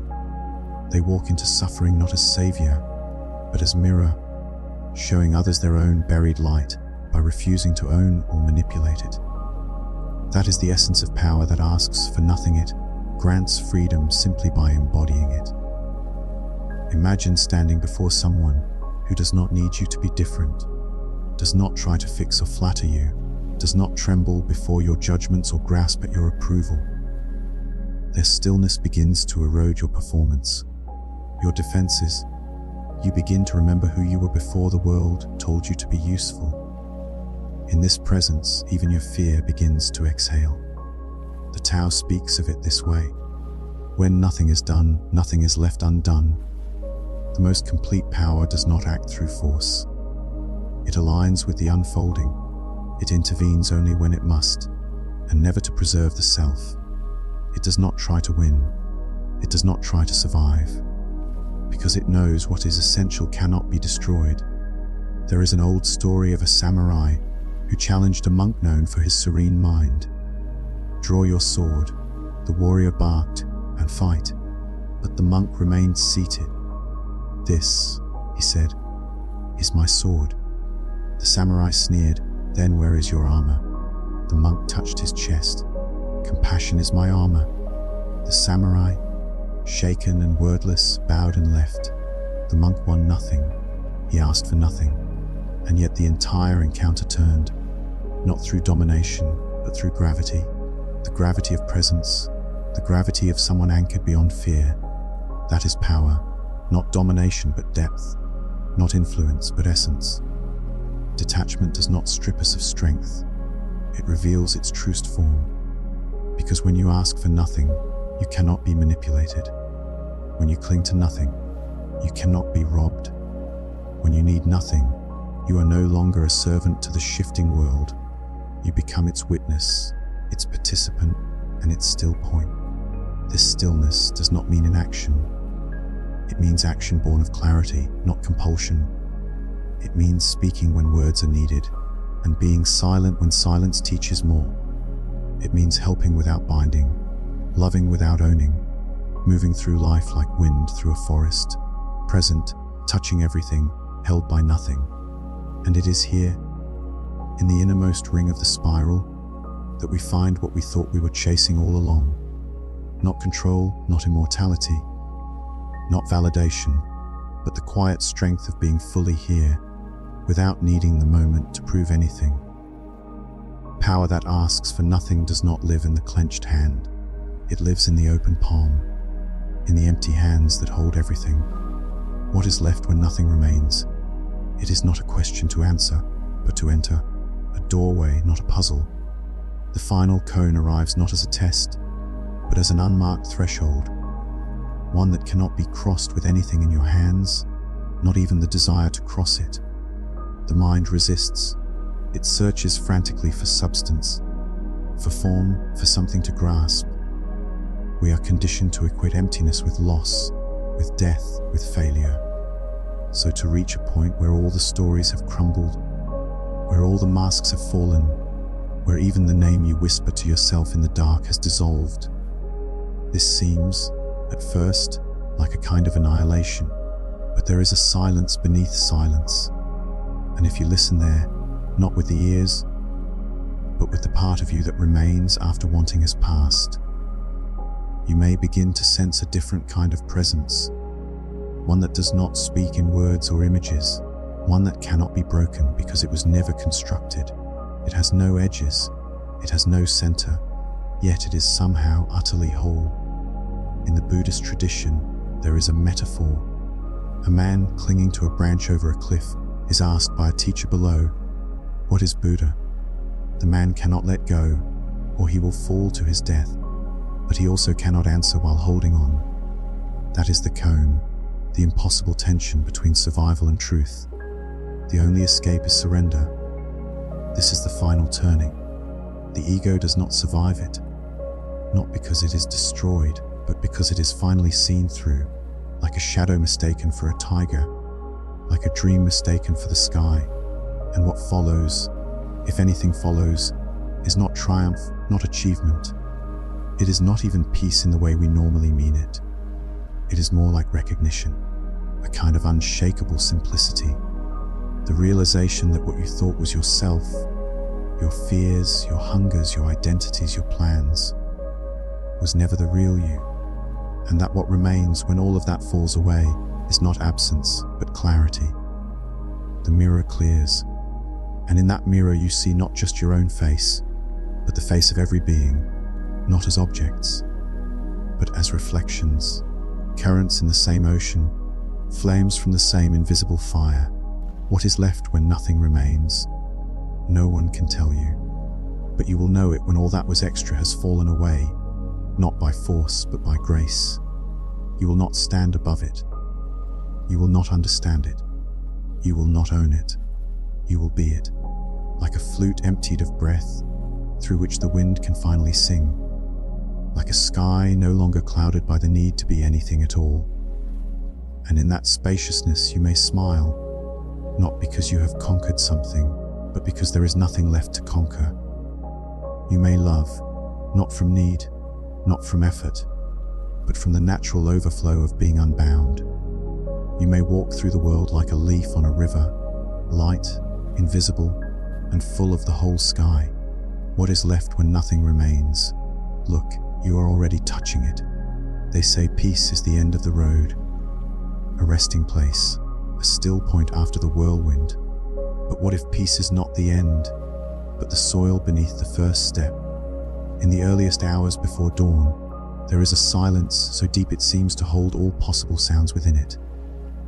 Before the first bird calls, before the light touches the rim of the horizon, there is that hush, not empty, but full in its stillness. That is the kind of peace we are speaking of. Not an outcome, but an origin. Not something to arrive at, but something you return to, and ultimately realize you never left. We are taught that peace must be earned, after the toiling, after the striving, after the fight. We imagine it like a prize waiting at the end of effort's long corridor. But what if that image is inverted? What if the struggle is what arises after we leave peace behind? Beneath every desire, there is a longing to come home. We chase success not for the sake of having, but for the hope of finally resting. We chase love not to possess another, but to be mirrored, to dissolve our separateness. We chase power not to dominate, but to feel unafraid. In every grasp, the true hunger is not for more, but for stillness. But stillness cannot be grasped, only remembered. The Buddha did not attain peace. He uncovered it. Beneath the layers of craving, of fear, of story, it was already there. And this is the secret woven like gold thread through every parable, every meditation, every breath in silence, that peace is the foundation, not the reward. It is the root, not the fruit. There is a story told of a monk who carried water each day from the river to the temple. His bucket, old and cracked, leaked half the water along the path. A younger monk offered to fix it, but the elder refused. "This crack," he said, "waters the wildflowers along the way." Peace does not mean perfection. It does not mean that nothing is broken. It means you are no longer at war with the cracks. From this kind of peace, power blooms, not as dominance, but as presence. Power that does not push, but attracts. Power that does not command, but simply is. The kind of power that moves mountains not by force, but by stillness, like the moon draws the tide. This is the paradox of true strength. When you no longer seek to prove, you become undeniable. When you release the hunger to possess, you become full. When your hands are empty, the heart can open. And when the heart opens, not as a posture, but as a natural unfolding, it becomes a gateway. Through it, the world flows in and out, untouched and ungrasped, like clouds through a vast blue sky. You walk with a kind of quietness that others feel before they see. You leave no footprints because you are no longer walking to arrive. You are home already. The root of detachment is not escape. It is intimacy without fear, presence without agenda. It is the courage to sit still in the storm, not because you are indifferent to it, but because you no longer believe it can steal your peace. Peace is not the end. It is where all things begin and begin again. It is the fertile emptiness from which love arises, not the hungry kind, but the radiant kind that needs nothing in return. It is the echo beneath laughter, the pause between words, the space in which awareness blooms. And so we spiral inwards like the lotus toward its center, not to abandon the world, but to see it clearly, to touch life without clinging, to know ourselves not as the waves of emotion, but as the still water beneath them. You do not need to add anything to become powerful. You need only let go of everything that tells you you are not. And from that letting go, everything true begins. But of course, even this beginning, this peace we name as origin, is not new. It has always been. What makes it feel new is not its arrival, but our rediscovery. A child does not seek peace. She is peace. Watch her chasing nothing across a sunlit room, or holding a stone-like treasure, or crying with her whole being, then laughing the next breath. There is no separation in her, no mask, no agenda, no grasping. And when sleep takes her, it takes the whole of her. She does not resist the ending of the day. She does not fear the surrender. She has not yet been taught that her worth lies elsewhere. That is the unseen beginning, the native soil beneath all our layers, before we became divided, between should and want, between image and essence. We were this whole. Detachment, then, is not departure, it is return, not rejection of the world, but reunion with what does not leave when all else does. There is an old Zen story of a man who, in a dream, wandered through heaven and asked every being he met the same question: where does the path to peace begin? And each one answered, where your footsteps already fall. This is the great reversal that cracks the mind's armor. Peace is not something to earn or win or deserve. It is what you are when the grasping falls away. It is the sky that remains when the smoke clears, the pond when the stone has sunk. It was always waiting, not at the mountaintop, but in the ground beneath your feet. But why then do we so easily forget? Because the noise is loud, the noise of more, of next, of not enough. The mind becomes like wind-churned water, distorted, scattered, unable to reflect. In such turbulence, we see only fragments, and in our fear we try to hold them in place. We mistake agitation for aliveness, motion for meaning, but when the wind stills, the surface clears. The mirror of water becomes a gateway, and what we see is not separate from what we are. This is not metaphor, this is the instruction. Let the water still. Do not reach for more. Do not resist what leaves. Sit, wait, watch, and in the silence something ancient returns. You do not need to chase life to meet it. In stillness, it comes to you, without fanfare, without conditions, not as the world promises, achievement, attention, applause, but as presence, pure, unadorned enough.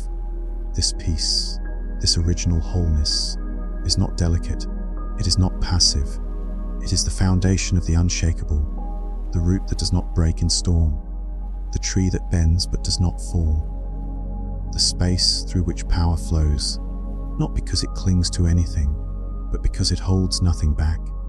And when you stand in this peace, not as concept, but as being, you no longer need to prove yourself. You no longer measure your life by gain or loss. You are not swayed by the passing winds of praise or blame. You are not caught in the nets of fear or hope. You are free.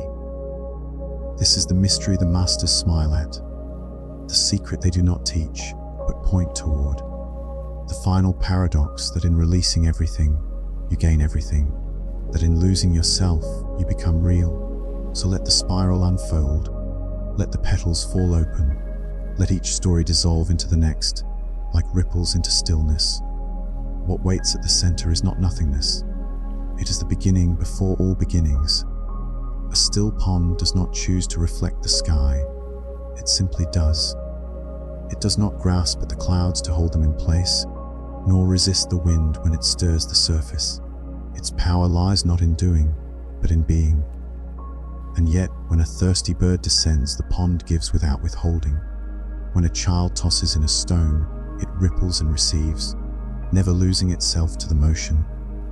This is the paradox of living from stillness, not withdrawal from the world, but moving through it untouched by need, acting not from lack, but from wholeness. Like the wind that carries the fragrance of blossoms without clinging to their petals, or the sun that warms the soil and then disappears behind clouds, untroubled. But to live this way, to act without clinging, is not an escape from responsibility. It is the purest form of response. Detached, not because we care less, but because we are no longer captive to outcome. There is an old tale from the Zen tradition of a farmer whose horse runs away. His neighbors say, "What bad luck?" The farmer only replies, "Maybe." Days later, the horse returns, bringing with it 3 wild companions. "Such good luck!" The neighbors cheer. Again, the farmer says, "Maybe." Then the farmer's son breaks his leg while taming one of the wild horses. Terrible misfortune. The neighbors lament. "Maybe," says the farmer once more. Weeks pass and soldiers arrive to conscript young men for war. The son, injured, is spared. The story never ends, only cycles. Each moment a turning. Each turn another invitation to cling or release. The farmer's power lies not in predicting the future, but in resting where he stands, unmoved by the swing of fortune, anchored in something deeper than gain or loss. This is not apathy. It is attention without attachment. The heart remains open, but the hand lets go. To act from stillness is to become the clear mirror. When a guest arrives, it reflects them fully. When they leave, it holds no trace. In this way, detachment allows presence to deepen, not because we are above the moment, but because we are fully inside it, unclouded. Imagine now an archer. Her stance is centered, breath even. She draws the bow not from desperation to hit the mark, but from devotion to the form itself, to the grace of tension, to the silence before the release. The arrow flies true not when she strains, but when her mind is empty, her hands soft, her aim surrendered. When we cling to results, we distort the act itself. Our gifts become currency. Our kindness becomes bargaining. But when we release the need for what we do to feed the self, our actions bloom with unexpected strength. They are no longer rooted in lack, but in the abundance of what simply is. This is how stillness moves in the world, not loudly, not to be seen, but like water moving beneath roots, like breath before speech, like the space between drum beats. It does not insist, and yet it nourishes all things. And when we return to that stillness again and again, not just in solitude, but in chaos, in labor, in noise, we begin to see that detachment is not separation. It is union without control, love without possession, offering without debt. A flower does not bloom for applause. The moon does not grieve when clouds obscure its face. They simply continue, radiant, real, indifferent to acclaim, yet never without impact. To live this way, with open hands and an unclouded mind, is to finally trust the river of life enough to stop swimming upstream. Not to drift, but to move with quiet, integral power. To know that whatever comes, and whatever falls away, cannot take from you what was never owned to begin with. This is not a doctrine to obey. It is a rhythm to remember. You've known it before, in the hush before sleep, in the exhale after weeping, in the surrender of watching waves. It asks for nothing but presence. It promises nothing but peace. Yet from this place, everything begins anew. Not because the world has changed, but because your stance within it has. The lotus does not rush to bloom, but when it opens, it does so completely. A monk once asked the master, "How do I walk the path without attachment?" The master answered, "Walk as if the ground were fragile, and your feet were made of clouds. Not weightless, just surrendered, every step taken with care, not because the destination matters more, but because the act itself is enough. To live from stillness and act without clinging is to become aware of the moment before motion, where intention rises but has not yet calcified into grasping. Like the archer before the release, like the breath before the word. In that space, you begin to sense that your action is not separate from the whole. It is not your ego reaching forward. It is the universe unfolding through your hands. There is a subtle courage required here. Not the bravery of bold declarations or dramatic sacrifice, but the quieter strength of letting things fall where they may. The kind of courage that bows to the unknown and still steps forward. It is the patience of planting seeds without needing to see the harvest. This way of being does not remove you from life. It commits you more deeply to it, but differently, not for praise or gain or control, simply for the love of the gesture. The way a musician plays a final note and lets it vanish. The way a bird builds its nest, knowing it may be washed away. There is a story of a woman who once spent years carving a Buddha statue from wood. Every stroke was careful, not out of fear but reverence. One day, a fire swept through her village. Her home was spared, but the statue burned. When asked if she was heartbroken, she said, "The statue was never mine. The carving was mine, and that I still carry." This is what detachment reveals. The action is real, the outcome is missed. When we see this, we stop chasing permanence in impermanent things. And paradoxically, we begin to give more of ourselves to the moment, because we no longer fear losing it. Empty hands, again, not as a symbol of loss, but of readiness. To serve without needing to be seen, to speak without needing to be heard, to give without needing to be thanked. Power no longer comes from control, it comes from clarity, from knowing the source of your action, even if no one else does. And yet, this clarity has a strange potency, like a candle that lights others without diminishing itself. The less you demand from life, the more fully you meet it. Without the barrier of need, there is only presence. Presence sharp as still water, soft as breath. The world may whirl around you, but your center remains unshaken. Not from apathy, but from anchoring. You can feel fully, act fully, and yet return each time to the still pond within you, where the mirror clears and the sky reflects undistorted. This is how we serve, not by grasping, but by flowing, not by striving, but by aligning. To move in harmony with life is not to abandon ambition, but to surrender its grasp on your identity. You can build, create, lead, but let it pass through you like wind through bamboo.